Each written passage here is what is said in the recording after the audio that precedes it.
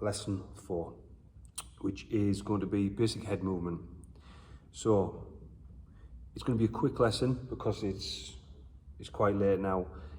I was supposed to be doing boxing classes, only 3 people turned up because it's the hottest day of the year. It's about 40 degrees out there. It is mad hot. So well done to the 3 that turned up. I've let them have quite an easy session today and they've got away early.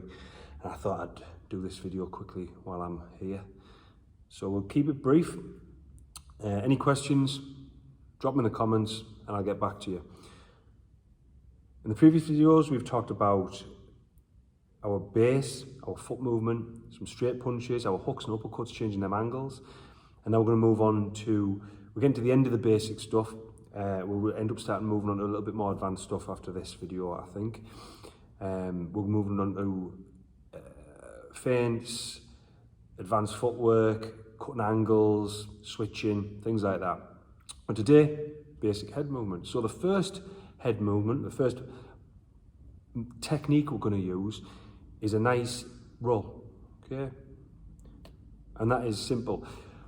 We're going to use the 1-2 to practice this because we're using the forward momentum.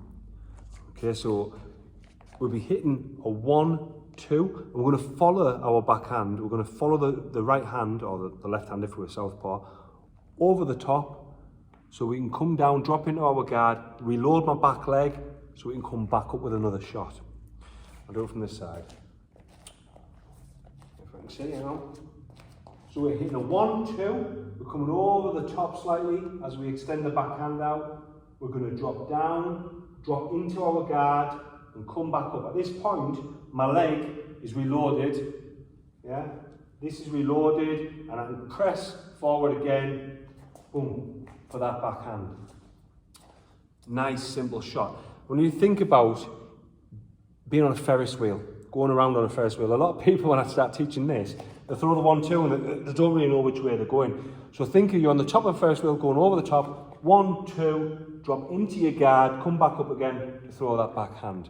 Reloading that back leg that we talked about, that's where the power comes from my backhand. A little tip with this, a lot of people when they practice, they throw this 1-2 backhand and they don't move anywhere. So if I'm hitting a strong 1-2 at somebody, chances are they're going to be moving back slightly, okay, unless it's against a cage wall or whatever.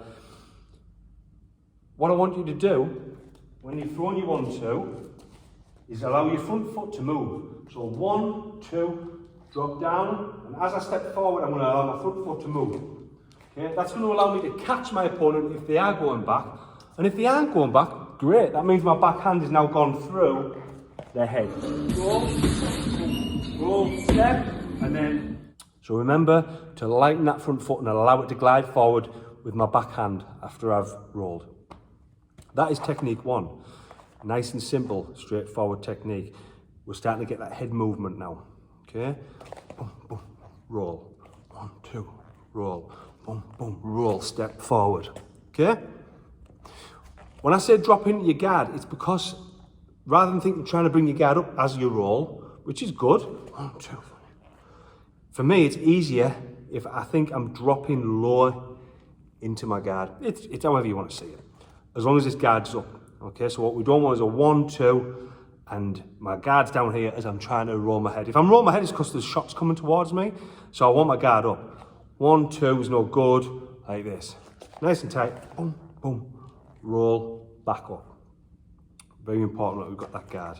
Roll, boom, boom, step, this time. Last little tip of this, with the rolling, or any kind of head movement, we never, ever, ever want to put our head down like this, okay? I think it was Karate Kid back in the 80s, used to never take your eyes off your opponent. As corny as it is, it's got some truth to it, so we always want to keep our eye on the opponent. If we break contact here, I'm looking down, okay? So I can't see where he's moving. He could just simply step out and start moving, hitting me. If it's K1, he could be bringing a knee up. There's all sorts of nightmares. So eyes on our opponent, no matter where I go. I tell my students that when we're throwing shots, whatever, my eyes should be staying on my opponent's centre line. Almost like a gyroscopic camera. No matter where I go, no matter where I move, I should be eyes on the centre line of my opponent. And that is very, very important if we're starting to get some movement going. Terrible, terrible when I see it in class like this. Yeah, you're gonna have a bad day.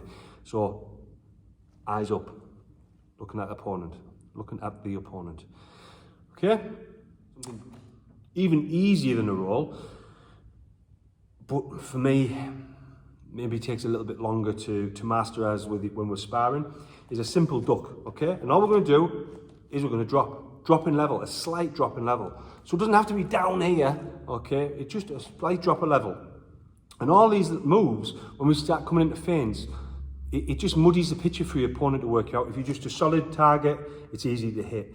If I've got little movements, and I'm moving backwards and forwards, etc., it's a lot harder for them to work out. That we've got, I want you to get used to using them, even when we're not using them, if you know what I mean. So we could be here, I could be pretending the little rolls, I could be ducking, yeah. The more these slips and moves we've got, makes it more fuzzy for them to work it out, yeah.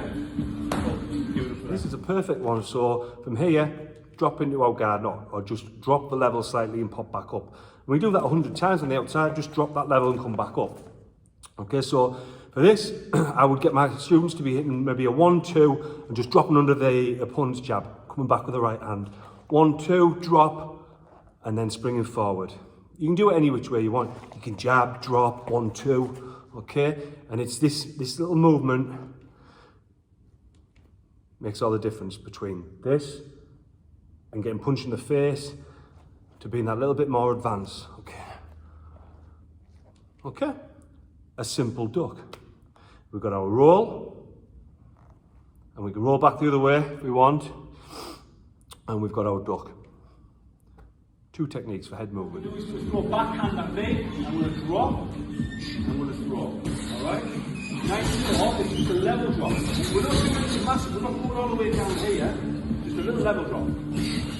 Okay, so it'll be 1-2, roll, step, and then level drop. Yeah, you do it with the jab as well if you want to throw the jab.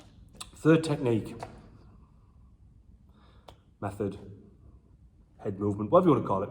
Number 3, it's getting a little bit more difficult now, a little bit more advanced, but it's still a straightforward bit of movement.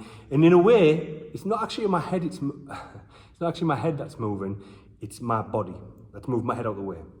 And there's 2 ways I want you to practice this. One's my preferred way, but they're both very good. Practice them both. The first being just a simple pullback, okay? So we're just gonna sit back on our back foot, yeah? Remember we were talking about my back foot should be floating most of the time? All I'm gonna do is I'm gonna just drop that back foot. Drop the back foot and lean, okay? So I would throw some shots, drop the back foot and lean, and then come forward again. And that just breaks the rhythm. Boom, boom, come back when they're throwing the jab, and then I'm coming straight back on that shot again. So we're hitting the pull back, backhand, yeah? We'll go again. Version 2 of that is my preferred way of doing it. It takes a little bit more practice, but I think it's a better technique for a couple of reasons. And that is, we're going to step our base out and step it back, okay? So almost like we're on an elastic band. We step out and come straight back. And again, we can do this at any point. We don't always have to be waiting for a shot to do this. I would like to do this, or I like to do this if I'm throwing a good combination, 3, 4, 5 shots, I will step out and I'll come straight back again. It just breaks the rhythm, makes them maybe drop the guard as I come straight back, okay?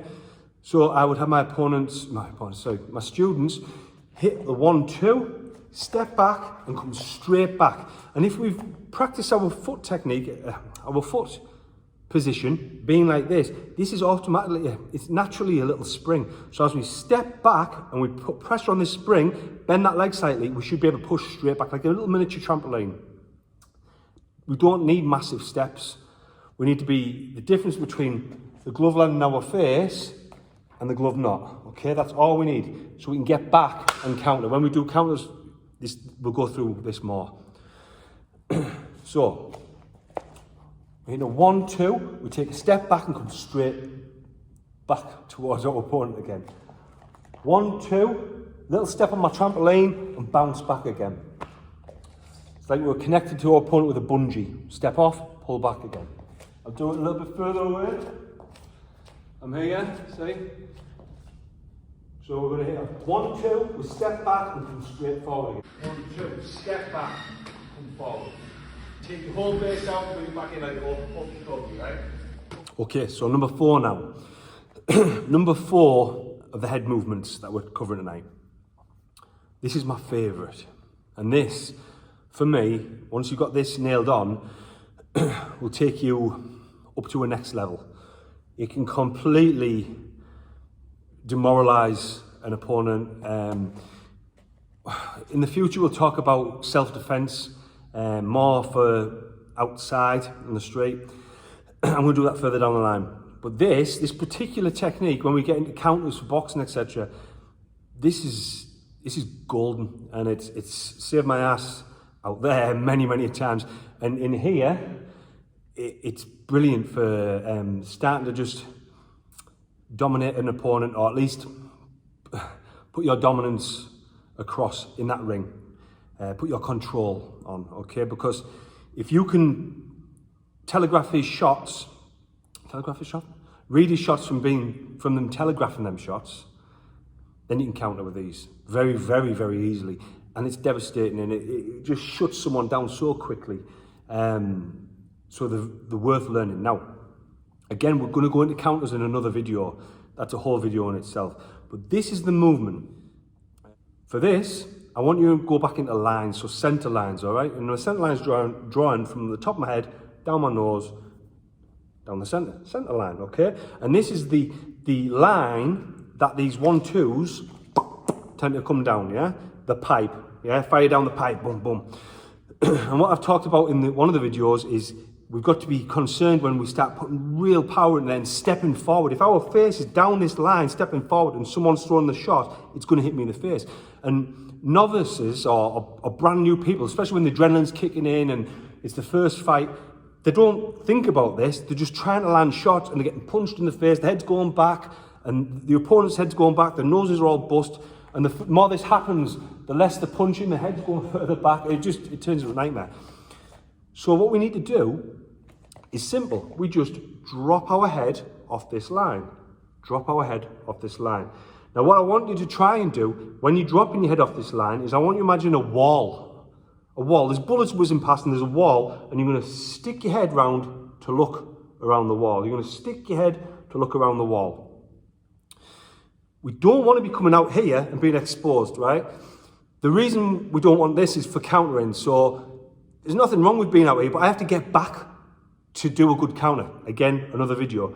By being here, I can use that momentum to get a counter punch in the future. I'm waffling. Back to the movement. Rather than being straight lined, we're now going to drop our head off the side. And I want you to practice this. You have to practice this, and you've got to do it slowly. Okay, so I get my class and I get my students to practice this, and I'm always telling them to slow down, because you'll get young lads, mates in, and what they want to do is they want to catch them out, so they're like, and they're trying to throw these shots. It's no good. If you've never done this before, you have to learn the motor behaviour. You need to learn how to see a shot coming. So what I want you to do is get a mate you can trust, and I want them with a boxing glove on, your chin down. I just want them to tippy tap you on the forehead. Right? We can get hit on our forehead all day long. Well, until you're my age and you've lost all your brain cells, it's not a good idea. But if we're going to get hit anywhere, we want to get hit here. That's why people headbutt people with this part, okay? We don't want to be hit round here. We don't want our nose smashing in so we can't see. We want to be getting hit here. So what I want to do is tilt that towards my opponent. Not stiff, nice and relaxed. Like I said before, just like you're looking over your shades. My guard's protecting the rest, and shots should be hitting here. Once you get used to getting this here, I just want you to simply look to the side of it. All I'm doing is bending this leg slightly.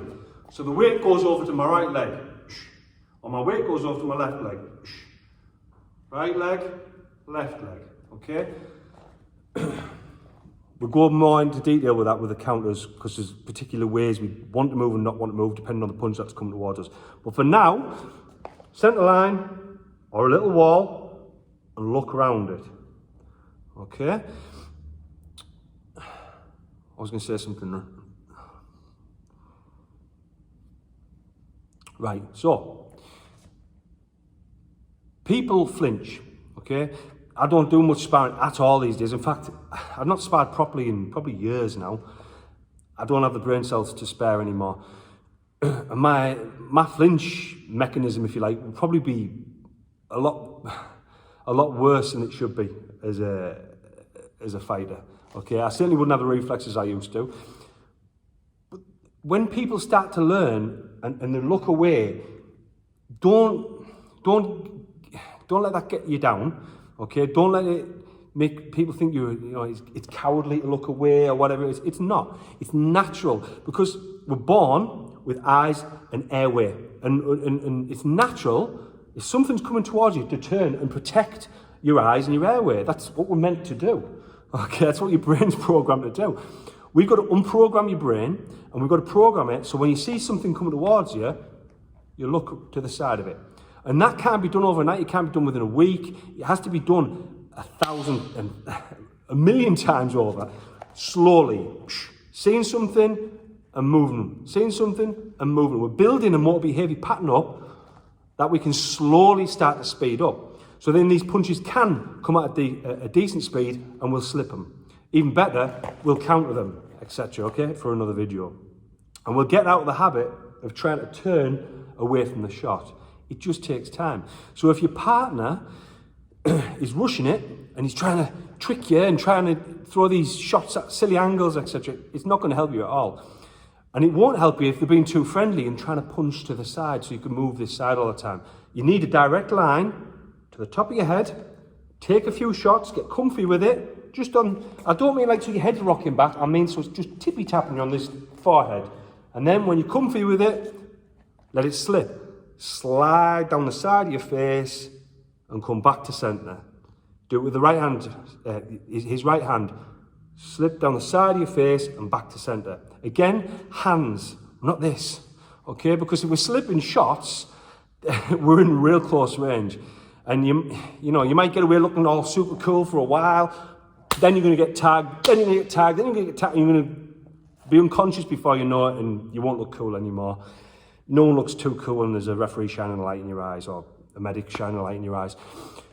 Guard up, okay? Slip, centre line. I used to do this on a mirror, so I would draw a line down a mirror with a dry mark or whatever you can find. Look at yourself and just slip off that line so the line then touches your ear. All right? Really, really good technique. And like I said, we'll move into this further with our counter shots. And again, later on when we start going into self-defense, it's saved my ass so many times. All right? And we'll go into the reasons why it's such a good technique again when we cover them. So, to cover what we've gone over quickly, a roll. Okay, a roll. Ferris wheel, over the top of the Ferris wheel and back again. Reloading my back leg. Remember to step with it as you come through that last shot, because your opponent's probably going to be moving back. If he doesn't, well, more fool him. 1, 2, step forward. Duck, a simple duck. Just both springs now, just a little compression and back up. Doesn't need to be much. We can hit a 1, 2, we can have our mate throw a little light jab at us, we're just going to drop under it. Counter again if you want, or throw a shot off that. Third one, my head's gone. Pull back, yeah? Third one, so we're just going to let my back foot go flat, and I'm going to pull myself back over, and then come forward in the shot. The reason I don't like that one too much is if I find myself at the side of a cage or against a post, not that we should be there, and I get put back, I'm comfy doing this all the time, and then all of a sudden I can't go there. I'm at the extent of that now. I can't go nowhere. I don't know. I'm not too fussed on that. But practice it anyway, because it's still a good technique. I much prefer stepping back and stepping forward. If I step back and I've got the cage wall against me or the post, at least I know I've stepped back and I've given myself that bit of space and I can maybe do something off it. At the very least, this. It's up to you. I'm giving you these tools to use however you want. And then the most important one, really, I suppose, to start practicing, slipping your shot, slipping off, looking round that wall. And like I say, we'll start, oh God, it's been a long night. We'll come off using that technique a lot more without counters, and again, self-defense, but it's a very, very good technique. So practice that now, start getting that in, the slips.